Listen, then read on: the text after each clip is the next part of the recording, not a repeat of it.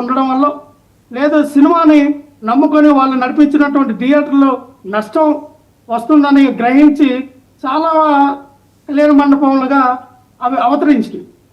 ఇప్పుడు రమేష్ చూస్తే 1500, 1600 థియేటర్లు ఉన్నాయి.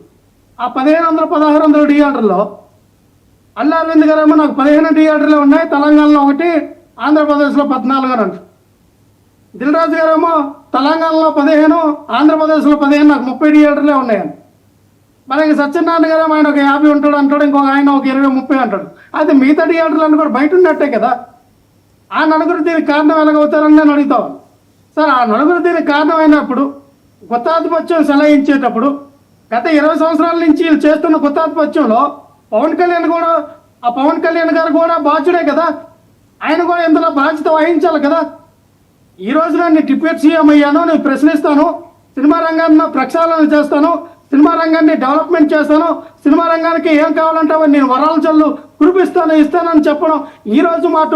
అంటే పవన్ కళ్యాణ్ గారిని చూస్తే నాకు వేరియేషన్ స్టార్ కనబడతా ఉన్నాను. వేరియేషన్ స్టార్ అంటే publicity stunt star, only publicity. ఆయన పవర్ స్టార్ కాదండి, పబ్లిసిటీ స్టంట్ స్టార్. ఎందుకన్నానంటే ఇక్కడేమో పవన్ కళ్యాణ్ గారి గతంలో జగన్మోహన్ రెడ్డి గారు సీఎంగా ఉన్నప్పుడు ఇది ప్రైవేట్ సంస్థ, ప్రైవేటు పట్టుబడులు పెట్టినట్టు సంస్థ, మేము డబ్బులు పెట్టి మీ సినిమాలు తీసుకుంటాం, దీని మీద గవర్నమెంట్ పెత్తనం ఏంటి, ప్రభుత్వం పెత్తనం ఏంటి, మా మీద మీ పెత్తనం చూపించడం ఏంటి?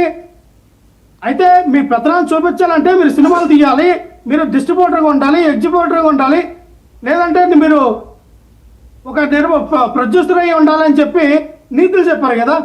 మరి ఈ రోజున పవన్ కళ్యాణ్ గారు నన్ను కలగకపోయినా పర్వాలేదు, చంద్రబాబు నాయుడు గారిని కలండి, చంద్రబాబు నాయుడు గారి దగ్గరికి వెళ్ళి ఆయన ఆశీర్వాదం తీసుకోండి, ఆయన దగ్గర మీరు కలవండి. మీరెందుకని సార్ చెప్తారు, నాకు అర్థం కావట్లా. ఆ రోజున జగన్మోహన్ రెడ్డి గారి దగ్గరికి వెళ్తే మీరు గొగ్గలు పెట్టారు, ఏడుపులు ఆర్తనాదాలు చేశారు.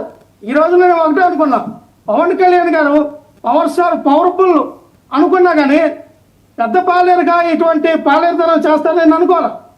ఎందుకంటే మీ స్థాయికి అది కరెక్ట్ కాదు.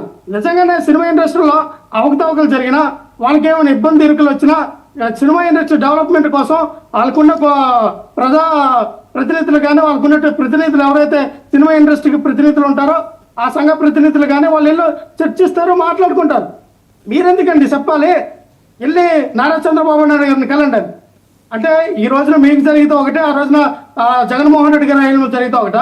ఇదే పవన్ కళ్యాణ్ గారు ఏమన్నారండి, మా అన్నయ్య గారిని పిలిపించి అవమానపరిచారు అన్నారు.